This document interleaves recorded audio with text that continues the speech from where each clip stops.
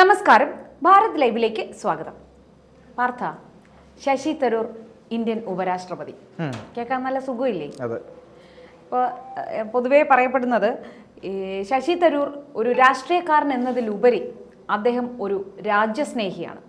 അപ്പോൾ ഇനി കോൺഗ്രസിന്റെ ഭാഗത്തു നിന്നായാലും ബി ജെ പിയുടെ ചേരിയിൽ നിന്നായാലും ശരി, ശശി തരൂർ ഇന്ത്യയുടെ ഒരു വലിയൊരു സ്ഥാനത്തേക്ക് എത്തുന്നത്, അധികാര സ്ഥാനത്തേക്ക് എത്തുന്നത് എന്തായാലും ഏത് പാർട്ടിയിൽ നിന്നായാലും അത് ഇന്ത്യക്കും ഇന്ത്യക്കാർക്കും ഗുണമാണ് എന്ന കാര്യത്തിൽ തർക്കമുണ്ടോ? തീർച്ചയായിട്ടും ഇല്ല. മാത്രമല്ല, നമ്മൾ ഇതിൽ കാണേണ്ട ഒരു കാര്യം എന്ന് പറയുന്നത് ബി.ജെ.പി. വളരെ നിർണായകമായിട്ടുള്ള അല്ലെങ്കിൽ വളരെ തന്ത്രപരമായിട്ടുള്ള ഒരു സർജിക്കൽ സ്ട്രൈക്ക് അല്ലെങ്കിൽ സ്ട്രാറ്റജി പ്രയോഗിച്ചിരിക്കുന്നു എന്നാണ് ഞാൻ മനസ്സിലാക്കുന്നത്. കാരണം ശശി തരൂർ എന്ന് പറയുന്നത് വളരെ പ്രധാനപ്പെട്ട നേതാവാണ്, ലോകമറിയുന്ന നേതാവാണ്, അംബാസഡറായി പ്രവർത്തിച്ച വ്യക്തിയാണ്, ഐക്യരാഷ്ട്രസഭയുമായി ബന്ധപ്പെട്ട് പ്രവർത്തിച്ച വ്യക്തിയാണ്. ഒരുപക്ഷെ ഐക്യരാഷ്ട്രസഭയുടെ അധ്യക്ഷനായിട്ട് വരെ ലോകം രാജ്യങ്ങൾ പലപ്പോഴും പേരുകൾ പരിഗണനയിൽ വെക്കാമെന്ന രീതിയിലേക്കൊക്കെ പറഞ്ഞ ആളാണ് ഈ പറയുന്ന ശശി തരൂർ. അദ്ദേഹം തിരുവനന്തപുരം മണ്ഡലത്തിൽ വന്ന് കോൺഗ്രസിൻ്റെ പ്രതിനിധിയായി മത്സരിക്കുന്നു, വിജയിക്കുന്നു, വീണ്ടും മത്സരിക്കുന്നു, വിജയിക്കുന്നു. ബി.ജെ.പിക്ക് ഇവിടെ ഒരു സീറ്റ് കിട്ടാത്ത അവസ്ഥയിലേക്ക്, ഒരു തൃശ്ശൂർ ഒഴികെ മറ്റൊരു ലോക്സഭാ സീറ്റ് കിട്ടാത്ത അവസ്ഥയിലേക്ക് പോയത് അവിടെ ശശി തരൂർ മത്സരിച്ചതുകൊണ്ട് മാത്രമാണ്. വേറെ ഏത് കോൺഗ്രസ് നേതാവ് മത്സരിച്ചാലും അവിടെ സീറ്റ് കിട്ടില്ല എന്നുള്ളത് 100% നമുക്ക് ഉറപ്പാണ്. അപ്പോൾ ആ തരത്തിലുള്ളൊരു നേതാവ് ഒരു ഇടക്കാലയളവിൽ എന്താണ് രാജ്യത്തിൻ്റെ താല്പര്യങ്ങൾക്ക് വേണ്ടി അല്ലെങ്കിൽ പ്രധാനമന്ത്രി നരേന്ദ്രമോദിയുടെ പ്രവർത്തനങ്ങൾ വളരെ ശ്ലാഘനീയമാണ് എന്ന നിലയിലൊക്കെ സംസാരിച്ചു തുടങ്ങിയിരിക്കുന്നു എന്നുള്ളതാണ് ഇപ്പോൾ കോൺഗ്രസ് പൊളിറ്റിക്സിൽ തന്നെ വലിയ ചർച്ചയായി നിൽക്കുന്നത്. ഇത് ലോകം കണ്ടൊരു മനുഷ്യന്, രാജ്യം കണ്ട മനുഷ്യന്, മറ്റ് പല അനുഭവങ്ങളുള്ളൊരു മനുഷ്യന് സ്വന്തം രാജ്യത്തിൻ്റെ വികസനവും സ്വന്തം രാജ്യത്തിൻ്റെ താല്പര്യങ്ങളും രാജ്യം വികസിക്കുമ്പോഴുണ്ടാകുന്ന കാര്യങ്ങളും ഓപ്പറേഷൻ സിന്ദൂറുമായി ബന്ധപ്പെട്ട വിഷയങ്ങളൊക്കെ വരുന്ന സമയത്ത് ഒരു പൊളിറ്റിക്കൽ പാർട്ടിയുടെ ഒരു വിഷനിൽ നിന്ന് മാത്രം ഒതുങ്ങി നിന്നുകൊണ്ട് ആ വിഷയത്തിൽ അഭിപ്രായം പറയാൻ പറ്റുന്ന ഒരു നേതാവല്ല ശശി തരൂർ. അദ്ദേഹത്തിന് ലോകവീക്ഷണമാണുള്ളത്. ആ ലോകവീക്ഷണത്തിൻ്റെ അടിസ്ഥാനത്തിൽ മാത്രമാണ് അദ്ദേഹം പ്രവർത്തിക്കുക അല്ലെങ്കിൽ അഭിപ്രായം പറയുക. ഏതെങ്കിലുമൊക്കെ വീഡിയോയുടെ അടിയിൽ വന്ന് കമൻറ്റിൽ പറയുന്ന ആളുകളുണ്ട്, ഈ ശശി തരൂർ അതാണ്, ശശി തരൂർ ഇതാണ്, ഇവനൊക്കെ ആരാണ് എന്നുള്ള ഒരു ചോദ്യം കൂടെ ഉണ്ട്. ഏതോ ഒരു വീട്ടിനകത്ത് നിന്ന് ഫോൺ സിം റീചാർജ് ചെയ്തുകൊണ്ട് വെറുതെ ശശി തരൂരിനെ കമൻ്റ് ഇടുക, തെരുവിളിക്കുക എന്നതിലുപരിയായിട്ട് ഈ സമൂഹത്തിൽ അടയാളപ്പെടുത്തുക പോലും ചെയ്യാത്ത ആളുകളാണ് ശശി തരൂരിനെ കുറ്റം പറയുന്നത്. മനുഷ്യൻ എന്ന നിലയിൽ എല്ലാവരും ഒരുപോലെയാണ്, പക്ഷേ അതിനപ്പുറത്തേക്ക് ശശി തരൂർ നേടിയ നേട്ടങ്ങൾ അത് വലിയതാണ്. ഈ വിഷയത്തിൽ ശശി തരൂർ കോൺഗ്രസിനകത്ത് നിന്നുകൊണ്ട് ബി.ജെ.പി. അനുകൂലിച്ച് സപ്പോർട്ട് ചെയ്യുമ്പോൾ അല്ലെങ്കിൽ ബി.ജെ.പി. അനുകൂലിച്ച് സംസാരിക്കുമ്പോൾ കോൺഗ്രസിനകത്ത് നേതാക്കന്മാർക്ക് വലിയ പ്രശ്നമാണ്. എങ്ങനെയെങ്കിലും ശശി തരൂർ എങ്ങനെയെങ്കിലും ഒഴിഞ്ഞു പോകട്ടെ എന്നാണ് ഇവർ വിചാരിക്കുന്നത്. ശശി തരൂരിനെ പുറത്താക്കി കഴിഞ്ഞാൽ ശശി തരൂരിന് അതൊരു വലിയ രക്തസാക്ഷി പരിവേഷം ഉണ്ടാവും. അപ്പോൾ ശശി തരൂരിൻ്റെ മുന്നിൽ ഇവരിത് പുറത്താക്കുന്നില്ല, അല്ലെങ്കിൽ ബി.ജെ.പി. പുറത്താക്കിയ ശേഷം ബി.ജെ.പി. എടുക്കുക എന്ന നിലവിലേക്ക് അത് വരുന്നില്ല. അവിടെയാണ് ബി.ജെ.പി. ഒരു വലിയ സ്ട്രാറ്റജി പ്രയോഗിച്ചിരിക്കുന്നത്. എന്താ? ഇതല്ല, പൊതുവെ ബി.ജെ.പിയുടെ എല്ലാ നീക്കങ്ങളും വളരെ തന്ത്രപരമായി അത് അവസാന സ്റ്റെപ്പിലെ ആൾക്കാർ അറിയുള്ളൂ. ഞെട്ടിപ്പോകുന്ന തരത്തിലാണ്. ഇപ്പോൾ സദാനന്ദ മാസ്റ്ററുടെ കാര്യത്തിലായാലും ശരി, അങ്ങനെയാണ്. അതെ, തീർച്ചയായും അത് സദാനന്ദ മാസ്റ്റർ കാര്യത്തിൽ വളരെ അനിവാര്യവുമാണ് എന്നാണ് ഞാൻ മനസ്സിലാക്കുന്നത്.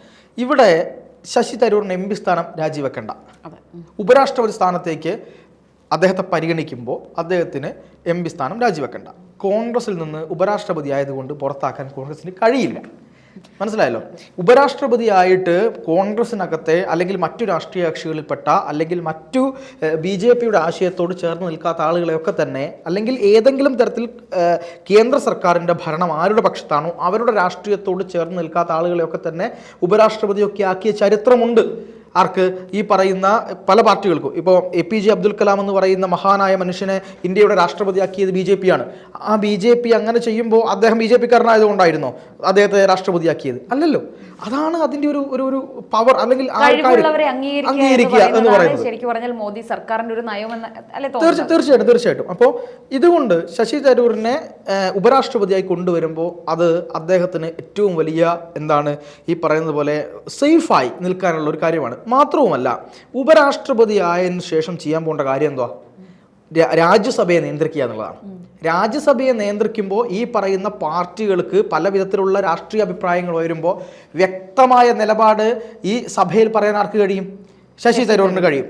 ഇപ്പോൾ ശശി തരൂരിന് നേരിട്ട് ബി.ജെ.പിക്ക് അകത്തേക്ക് പോകാൻ കഴിയില്ലെങ്കിൽ ഈ ഉപരാഷ്ട്രപതിയായി മാറി അതിൽ നിന്ന് ഇറങ്ങുന്നതോടുകൂടി ആ പാലം വളരെ വിശാലമാകും. മനസ്സിലാവില്ല? അടുത്തൊരു തെരഞ്ഞെടുപ്പ് വരെ സുഖസുന്ദരമായി ഇത് നീട്ടിക്കൊണ്ടുപോകാൻ കഴിയും, സേഫ് ആവും. മാത്രവുമല്ല, അടുത്ത ഒരു നിയമസഭാ ഇലക്ഷൻ വരുന്ന സമയത്ത് ശശി തരൂർ എന്ന് പറയുന്ന അദ്ദേഹം ഉപരാഷ്ട്രപതിയാവുമ്പോൾ അദ്ദേഹത്തെ രാജിവെപ്പിച്ച് കേരളത്തിൻ്റെ മുഖ്യമന്ത്രി സ്ഥാനാർത്ഥിയാക്കി കൊണ്ടുവരാനും BJP കഴിയും.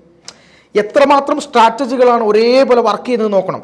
ഇതുവരെ ശശി തരൂരിനെ അനുകൂലിച്ചിരുന്ന കുറേ അധികം സുഡാപ്പികൾ മാത്രമാണ് അദ്ദേഹത്തെ ഇങ്ങനെ തെറി വിളിച്ചുകൊണ്ടിരിക്കുന്നത്. അത് അവരുടെ ഒരു നിലപാട്, എന്തോ ആവട്ടെ.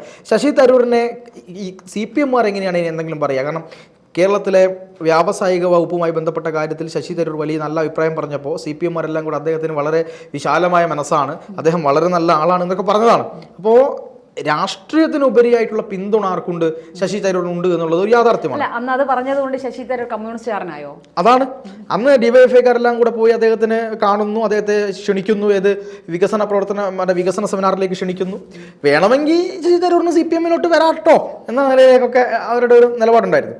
പക്ഷേ ശശി തരൂർ വളരെ കൃത്യമായിട്ടാണ് അദ്ദേഹത്തിന്, ഞാൻ പറയാം, ഇപ്പോൾ കഴിവുള്ള ഒരു മനുഷ്യൻ കോൺഗ്രസിനകത്ത് നിന്ന് തുരുമ്പിക്കുന്നതിനേക്കാൾ എത്രയോ നല്ലതാണ് ഇനിയും ഒരു 2 ടേമും കൂടി BJP ഇന്ത്യ ഭരിക്കും എന്നുള്ള കാര്യത്തിൽ യാതൊരു സംശയവും വേണ്ട. ആ സ്ഥലത്തിരുന്ന് അദ്ദേഹത്തിൻ്റെ കഴിവുകൾ പുറത്തു വരട്ടെ. അദ്ദേഹം ഇന്ത്യ ഭരിക്കുന്നത് കോൺഗ്രസ് ആണെങ്കിൽ അതിൽ നിൽക്കണം. കാരണം അദ്ദേഹത്തിൻ്റെ കഴിവ് പ്രകടിപ്പിക്കാനും അത് ജനങ്ങൾക്ക് വേണ്ടി ഉപയോഗിക്കാനുള്ള പ്ലാറ്റ്ഫോം ഏതാണോ ആ പ്ലാറ്റ്ഫോമിനകത്ത് നിൽക്കുക എന്നുള്ളതാണ്. എന്തായാലും കോൺഗ്രസ് ആയാലും BJP ആയാലും ഒക്കെ രാജ്യത്തിന് വിരുദ്ധമായ കാര്യങ്ങൾ ചെയ്യുന്ന ആളുകളാണെന്ന് ഞാൻ വിശ്വസിക്കുന്നില്ല. രാജ്യത്തിന് അനുകൂലമായ കാര്യങ്ങൾ ചെയ്യും. എന്നാലും CPM-മാരെ പോലെ അല്ല ഈ പറയുന്ന 2 പാർട്ടികളും എന്നുള്ളതാണ്. അവർക്ക് ചൈനയാണ് വലുത്, പക്ഷേ ഇവർക്ക് 2 പേർക്കും അങ്ങനെയല്ല എന്നുള്ളത് ഒരു വലിയ കാര്യമാണ്. ഇവിടെ ശശി തരൂരിനെ ഇനി എന്തായാലും ഇപ്പോൾ ഡൽഹിയിലേക്ക് വിളിപ്പിച്ചിട്ടുണ്ട്. ജഗ്ദീപ് ധൻഖർ ഇന്നലെ വരെ സമ്മേളനം നിയന്ത്രിച്ച ജഗ്ദീപ് ധൻഖർ പെട്ടെന്നൊരു സമയത്ത് വൈകുന്നേരം ആകുമ്പോഴേക്ക് രാജി എഴുതി കൊടുക്കുകയാണ്. എന്താണ്? ആരോഗ്യപരമായ കാരണങ്ങളല്ലേ പറയാൻ പറ്റുള്ളൂ. ഇത് കൃത്യമായി BJP-യുടെ നേതൃത്വം ആവശ്യപ്പെട്ടത് കൊണ്ട് തന്നെയാണ് അദ്ദേഹം രാജിവെച്ചത്. ഒരു സ്വയം സേവകന്, ഒരു സംഘപ്രവർത്തകന് ഏതൊരു പദവി പാർട്ടി കൊടുക്കുന്നോ അല്ലെങ്കിൽ സംഘം കൊടുക്കുന്നോ അതുപോലെ തന്നെ ഏത് നിമിഷം അത് അവസാനിപ്പിക്കണമെന്ന് പറയുമ്പോൾ പൂർണ്ണ സന്തോഷത്തോടു കൂടി അത് അവസാനിപ്പിച്ചൊഴിയുന്ന ആളുകളാണ് ഈ ആളുകൾ. അല്ലാതെ കലാപക്കൊടി അധികാര കസേരയിൽ കടിച്ചു തൂങ്ങി കിടക്കാൻ ആഗ്രഹിക്കുന്നവരല്ല. അല്ല, അടുത്ത തവണ ഭരണം തിരിച്ചു പിടിക്കാനുള്ള പ്രവർത്തനങ്ങൾ പോലും നടത്തുന്നില്ലെങ്കിലും കോൺഗ്രസിലെ എല്ലാ നേതാക്കളും മുഖ്യമന്ത്രി യൂണിഫോമും തയ്ച്ചിരിക്കുകയാണ്. അതുകൊണ്ടാണല്ലോ അവർക്ക് അടുത്ത തെരഞ്ഞെടുപ്പിലേക്ക് ശശി തരൂരിനെ മുഖ്യമന്ത്രി സ്ഥാനാർത്ഥിയായി അവർ തെരഞ്ഞെടുപ്പിനെ നേരിടുകയാണെങ്കിൽ തീർച്ചയായിട്ടും കോൺഗ്രസിന് വലിയൊരു നേട്ടം കൈവരിക്കാമാകും എന്നുള്ള കാര്യം ഏവർക്കും അറിയാവുന്ന കാര്യമാണ്. പക്ഷെ അത് സമ്മതിച്ചു തരാത്തത് കോൺഗ്രസ് മാത്രം. ഞാൻ അതിൽ ആലോചിച്ചത്, ഒരു സർവേ വന്നല്ലോ, ശശി തരൂരാണ് ഏറ്റവും നല്ല മുഖ്യമന്ത്രി സ്ഥാനാർത്ഥിയാവാനുള്ള യോഗ്യതയുള്ള ആളെന്ന സർവേ വന്നു. ആ സർവേ പുറത്ത് വന്നതോടുകൂടി കോൺഗ്രസിനകത്ത് ആളുകൾക്ക് എല്ലാം കൂടെ ഇളക്കമിളകി. അവർ പറയുന്നത് ഇതൊരു ഒരു ഫേക്ക് സർവേ ആണ്, അത് അംഗീകരിക്കാൻ പറ്റില്ല എന്നാണ്. ഞാൻ പറയുന്നത് പിണറായിയുടെ തന്ത്രമാണ് യഥാർത്ഥത്തിൽ ആരെടുക്കേണ്ടത്? കോൺഗ്രസ്സുകാരെടുക്കേണ്ടത്. അവസാനം വരെ മുഖ്യമന്ത്രി VS ആവുമെന്നാണ് ആളുകൾ പ്രതീക്ഷിച്ചത്. പിണറായി ഒന്നും മിണ്ടിയില്ല. പിണറായി VS ആണെങ്കിൽ VS ആവട്ടെ, എന്താ പ്രശ്നം? ഞങ്ങളുടെ പാർട്ടി തീരുമാനിക്കും ആരാവണം എന്നുള്ളത്. അത് VS ആണെങ്കിൽ VS എന്താ ഇത്രയും കാലം ഭരിച്ചില്ലേ എന്നൊക്കെ ചോദിച്ചിരുന്നു. പക്ഷേ കൃത്യമായി പാർട്ടിക്കുള്ള ആളുകൾക്ക് അറിയാമായിരുന്നു പിണറായി വരുന്നു. പക്ഷേ പൊതുജനങ്ങൾ വിചാരിച്ചു ഈ VS എല്ലാ സ്ഥലങ്ങളിലും പോയി പ്രസംഗിച്ചപ്പോൾ അദ്ദേഹമായിരിക്കും മുഖ്യമന്ത്രി എന്ന് വിചാരിച്ചു. അതുപോലെ ഈ കോൺഗ്രസ് നേതാക്കന്മാർക്ക് ശശി തരൂരാണ് മുഖ്യമന്ത്രി ആവേണ്ടതെങ്കിൽ ആ സമയത്ത് അത് നോക്കാം, ആരാണെന്ന് ആ സമയത്ത് പരിഗണിക്കാം. നമ്മളെന്തിനാണ് പറയുന്നത്? കോൺഗ്രസിനകത്ത് മുഖ്യമന്ത്രി ആവാനുള്ള ഒരുപാട് യോഗ്യതയുള്ള നേതാക്കന്മാരുണ്ട്, അതിൽ ശശി തരൂരും ഉണ്ടാകാം എന്നൊരു വാക്ക് പറഞ്ഞ് അവസാനിപ്പിച്ചിരുന്നെങ്കിൽ കോൺഗ്രസ് ഇങ്ങനെ അബദ്ധത്തിലേക്ക് പോയില്ലായിരുന്നു. അത് CPM-ല് പാർട്ടിയാണ് വലുത്, വ്യക്തിയല്ല എന്ന് പറയുമെങ്കിലും വ്യക്തികൾക്കാണ് പ്രാധാന്യം എന്നുള്ളത് എല്ലാവർക്കും അറിയാവുന്ന. പക്ഷെ അത് പറയുമ്പോൾ അവർക്ക് അത് ബുദ്ധിപരമായ പെരുമാറ്റമാണ്. പക്ഷേ കോൺഗ്രസ്സുകാർക്ക് അതല്ല, അവര് വ്യക്തികൾ തന്നെയാണ് വലുത്, പാർട്ടിയേ അല്ല. ചിന്തയിലുമില്ല, പ്രവൃത്തിയിലുമില്ല, വാക്കിലുമില്ല. അതിൻ്റെതാണ് കോൺഗ്രസ് ഇപ്പോൾ 10 വർഷം ആവാൻ പോകുന്നു പുറത്തിരിക്കുന്നത്.